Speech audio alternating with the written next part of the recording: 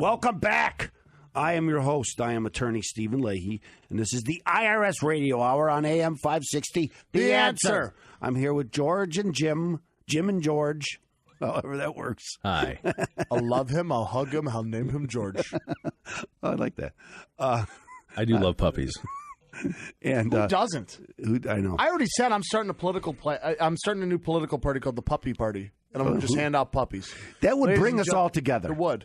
We wouldn't be. I have no way of fixing anything, but I will get you a puppy. And then it would destroy all of our homes.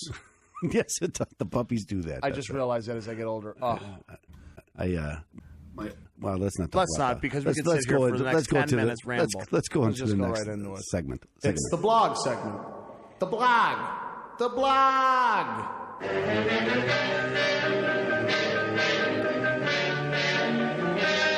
That's right, ladies and gentlemen, the blog segment. The segment where Attorney Leahy sits and lectures you on... Remember, what I usually do is I talk about some case that I've had over the last week. And refresh me. This is what I kind of just look out the window at this point, and then I kind of chime in. That's terrible. You know, I had somebody comment on one of my videos, and that's kind of what they said about you, Jim. But that's okay. That's all right. Where's his video? Where's his radio show? I agree with that. I don't. And, you know. So anyway, as the guy said, you know, you guys, it was a video on there. We were talking about audits or something.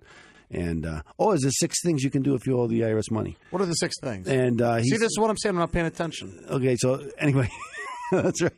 So anyway, it was that video, and he said, well, you guys are kind of having, you know, kind of joking and stuff, having fun. Like the lady that called and said that we were just being silly. And I had to say, you know, just, you know, this is serious.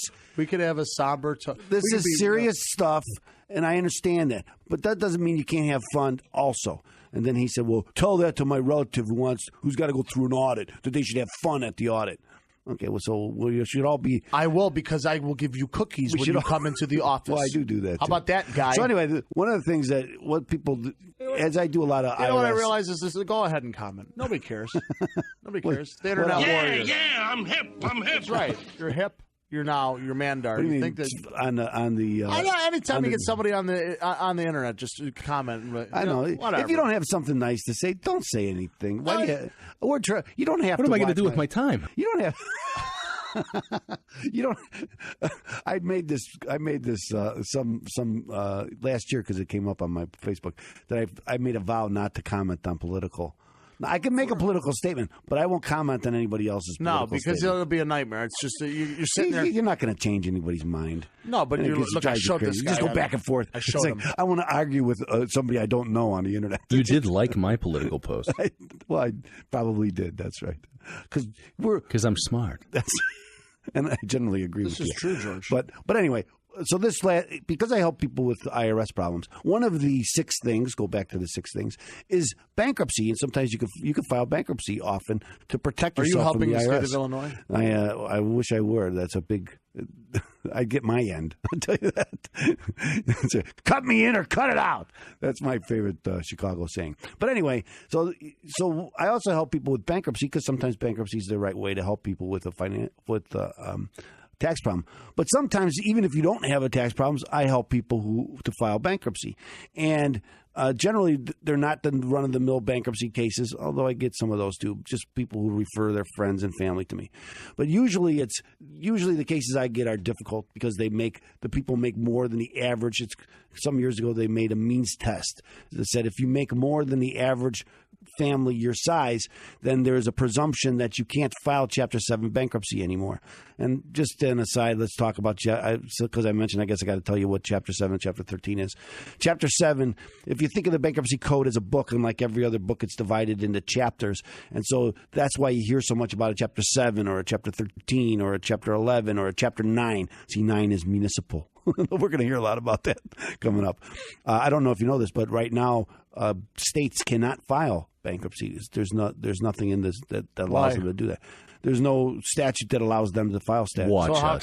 Like Puerto Rico, we talked right. about that. So they have to change the law. They have to change the law. They have to make some accommodation for them to go to file bankruptcy. You better do it quick. Well, I understand, but anyway, so the first one that comes available falls under Chapter 7, and the title of Chapter 7 is liquidation. And this is the bankruptcy that most people think about when they think about bankruptcy. That's when all your assets above a certain level of exemptions allowed by law are taken away from you and sold. And then the proceeds of that sale are used to pay your creditors, all or a portion of what their claims are. Now, in a vast majority of cases, nobody loses anything because the exemptions allow you to protect all of your assets. So most people who file, in a vast majority of cases, nobody loses anything, and most of their debts are discharged.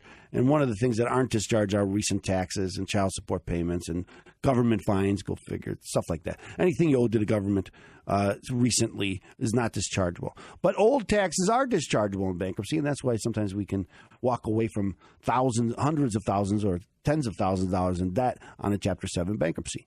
And then the title of Chapter 13 is Adjustment of Debt for Individuals with Regular Income. So what happens under Chapter 13 is you devise a plan to repay your creditors over a period of time. Generally, Chapter 13 is used by people who are trying to save their home, or they're trying to save a car. And, my example always is, say I was out of work for 9 months and I have a $1,000 mortgage and I couldn't pay the $1,000 mortgage a month. But now I go back to work and I could pay my $1,000 mortgage, but my mortgage company won't take it because they say, well, we want that $9,000 first, and then you could pay the $1,000 a month. Well, and they can't do that. So bankruptcy allows people to start paying their regular, Chapter 13 allows people to start paying their regular monthly mortgage payment again and pay that $9,000 over a period of time. So it helps them save their home. So it's important. But what happened a couple of years ago in 2005 is they changed the law, and they said, well, if you make more than the average family your size, then you shouldn't be able to file a Chapter 7 unless you can pass this stringent means test. And so now when you make more, again, if you make a lot of money, more money than the average person, then you can't. You want to file Chapter 7, but you can't. No! Yeah. Usually I help people who don't. You've been waiting for that one. Yeah, I know. Boy, it's just finger on the button. There's not much you could do here. Yeah, there's not much you could do here because it does get confusing, as you keep saying. It gets confusing. I understand that. So this is why open tax resolution. So if you make a lot of money, well, my point is, if you make a lot of money, a lot of attorneys will tell you can't file Chapter 7 bankruptcy. But there are ways to do it, and I help a lot of people do it. Sometimes your tax debt will allow you. So you're saying it's a case-by-case basis. It is a case-by-case basis. How many times have we But you need to get an attorney who understands this, because too many attorneys will just look at your income and say, you can't, it won't work for you. It can't work. Now, having said all that, sometimes it just won't. If you make too much money. So I had someone making about $160,000 a year, and they don't have a mortgage, and they don't have car payment, and they don't owe any taxes, but they're inundated with debt. Well, you can't file a Chapter 7. They won't allow, you're beyond the presumption of abuse, and the courts won't allow you to get to the discharge. So they would push you into a Chapter 13. And if you went into a Chapter 13, you'd be paying thousands of dollars a month to repayment of your creditors. Now, sometimes that's still a good thing, but people are often disappointed when they find, I can't file a Chapter 7 because I make $160,000 a year and I can't pay my bills. Man, it's a living. That's right. So anyway, sometimes you can, though, and I have gotten people who made over $200,000 a year. I've qualified them for a Chapter 7 bankruptcy. You can do it. Now, in that situation, they owed hundreds of thousands of dollars to the IRS in priority debt, and that overcame the presumption of abuse. And I don't mean it does get complicated, Jim. I get it. But I want to go through this because I want to tell people that sometimes there's hope, and you got to make. You've got to go to someone that understands this stuff, not just someone that's just going to write you off and not take an interest in where you are and try to come up with a strategy to help you get out of the problem that you're in. Maybe bankruptcy isn't the answer, but then there's a different answer. But as I always tell people, first you got to find out what the problem is before you can find out how to fix it. And that's the first thing. That's what we do here at my office, is that we'll take the time with you to find out what the problem is so we can come up with the remedy to fix it. That's right. 312-664-6649 is Open Tax Resolution. They're going to be there for you. And remember, ladies and gentlemen, visit ChicagoTaxTeam.com IRS.com. That's going to be your hub to fight the IRS. You can watch previous shows. You can get the 6 things you need to do if you.